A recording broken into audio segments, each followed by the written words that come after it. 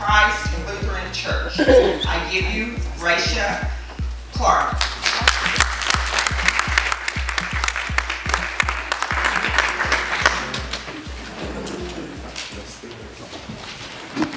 They said I have to use the microphone.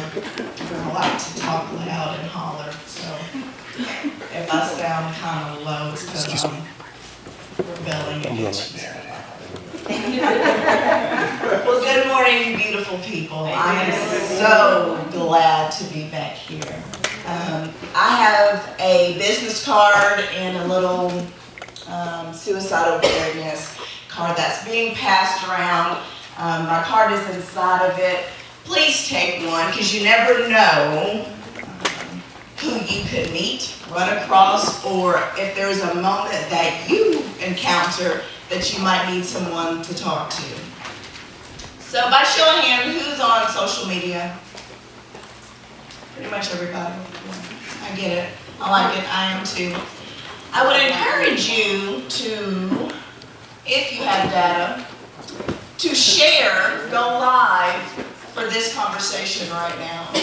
It's not for me, it's for you all.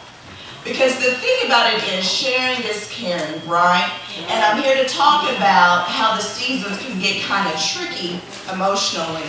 And so you never know, all those friends that you have that's on your social media account, that's who you're influencing. So let's start remembering that our influence and our voice matters. Let's start influencing folks in a way that's positive. So I think sharing a conversation about how our emotions can make us feel kind of during the season is something worth sharing.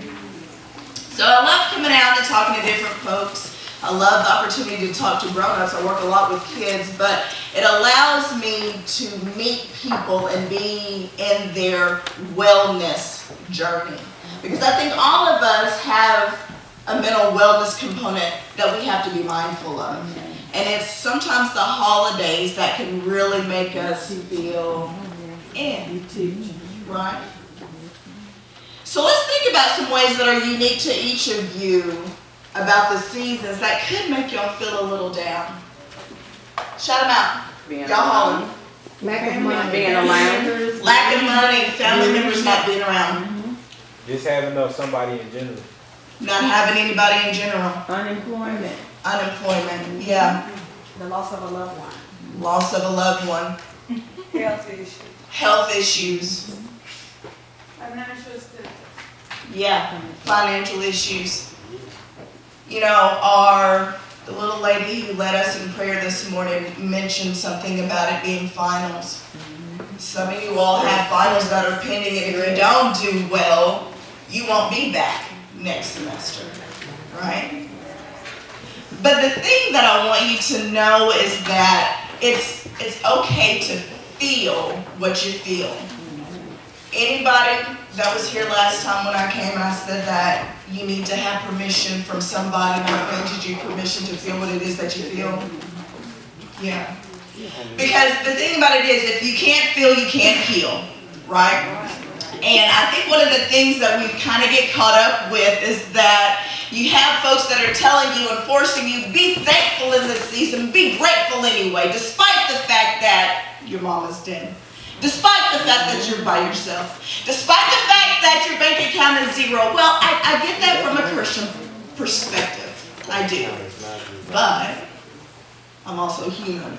And if we all follow the Bible to a T, then we will be perfect. But then we will remember that we're not perfect beings, right? Because we all have a sin nature, so we're imperfect. So somebody needed to hear today that you have permission to be imperfect. So if you don't feel like you should be grateful right now, I'm with you to say, okay, that's okay. If the season, the holidays make you feel lonesome, okay, I hear you. If the holidays make you feel angry, okay, I hear you. One of the things that really makes people feel as though they're alone in this place is that nobody will say, hey, I get it. Everyone always has this advice, get over it, get over yourself, be grateful, be thankful, you're still alive, you have air in your life. Yeah, I get it. get it. But that doesn't mean that you don't still feel what it is you're feeling in this moment. Where's your support that says, okay, boo, I hear you? Well, I'll be back. Text me. That number that's going around in the car, just text me. I hear you. I'll be here for that. You know, seasonal depression is that, right? It's depressive symptoms, typically happen once, same time every year, but it's been consistent for 2 or 3 years, right? Well, some of us might have had a loved one that died recently. Some of us might not have money to go home. Some of us will only have the Thanksgiving meal that's being provided in the dining facility today because you can't rub together 2 nickels to get something else, right? So what do we do in that moment when we are feeling alone? Well, I think it's important for us to check on each other. Check in. Look around these spaces that you see. If you see somebody that's acting a little funny, oh no, I'm good. I ain't hungry. I'll pass. Oh, I'm keto and I can't eat what's through there. That's my story. I really am trying to keto.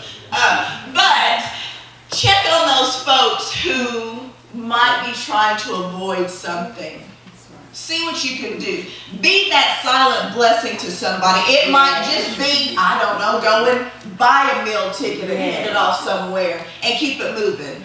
It might be saying, hey, let's put our 2 nickels together, get us a bucket of Popeye's chicken and talk about some days that make us feel good. You know, because there are moments in all of our lives that we can look back on and say, yeah, that was a good time. We can think about the people that aren't around us and maybe find some good thoughts. Or we can be thankful for the things and the reasons and the circumstances that we're not still with those people. Holidays can get kind of tricky for me. November 9th, I think it was my 3-year anniversary of being divorced. Well, I'm glad I'm not in an abusive relationship anymore. But doesn't that make, I still feel kind of weird that me and my 3 kids aren't in that same marriage setting, right? So I'm cool that I'm out of that, but I still can feel kind of funny. But I can be around those that support me and say, yeah, I get it. You remember that time, da-da-da-da-da-da-da-da-da, and we can laugh, you know? But it's only because I have people that check up on me.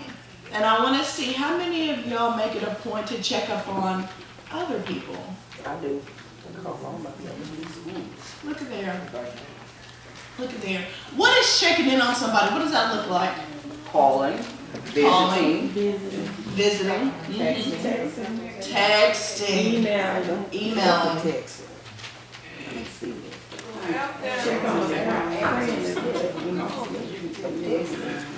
You know, one of the things that we oftentimes get stuck on is that it's those that we don't necessarily feel as though we need to check in and check up on. Those are the ones that really get missed and get lost. That's what hurts my heart. You know, I have this, my daddy calls it stray dog syndrome. You do it with people too. But here's the thing, I used to pick up, anytime we see a stray dog, I'd pick it up, I'd love on it and nurture it, bring it back to health, and then it'd run off and I'd be so sad because it left me. I'm like, oh, but I loved you so much, you know.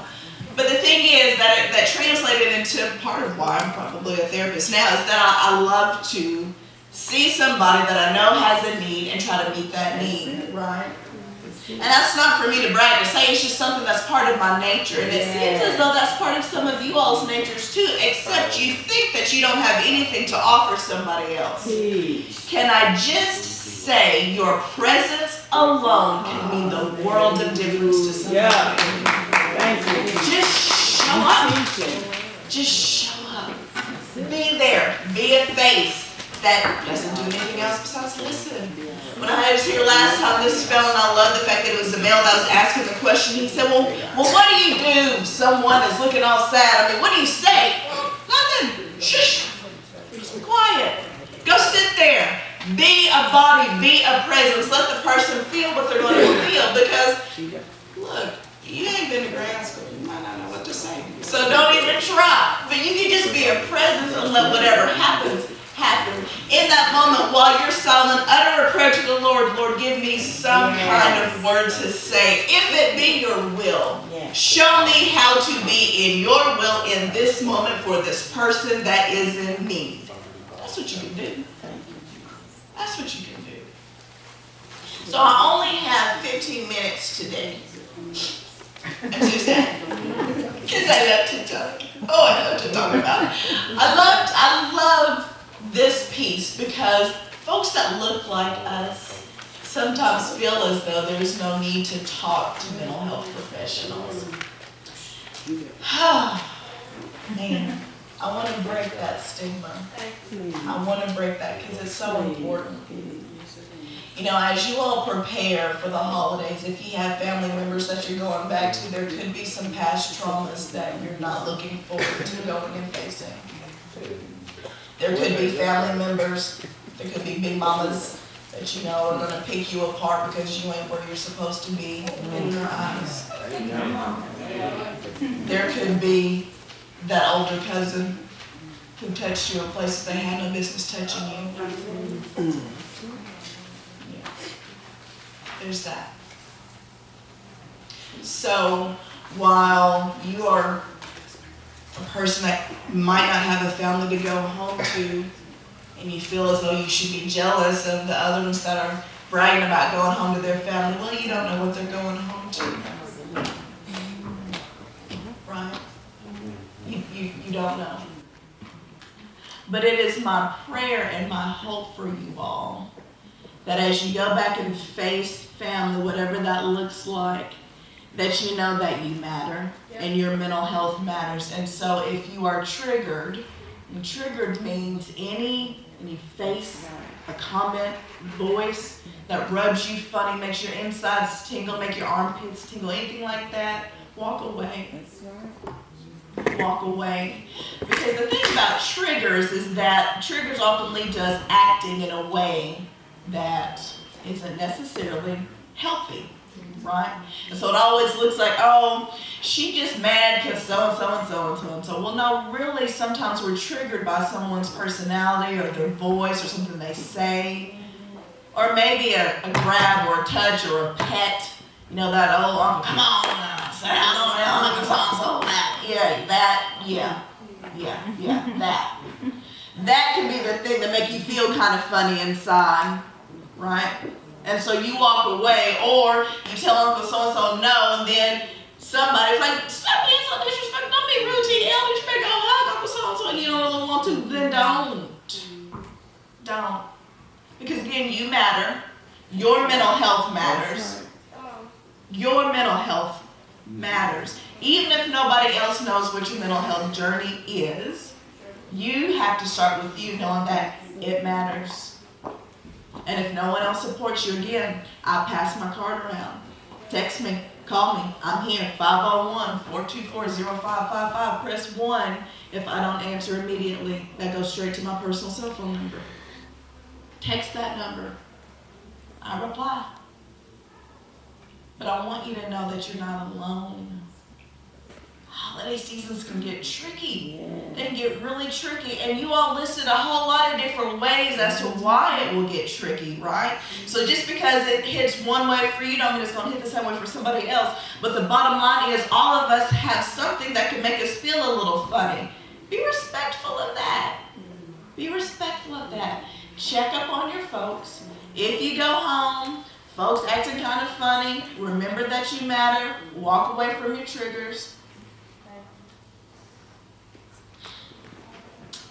Mary over here, she acting like I gotta finish, so I'm going to finish. Is there any questions?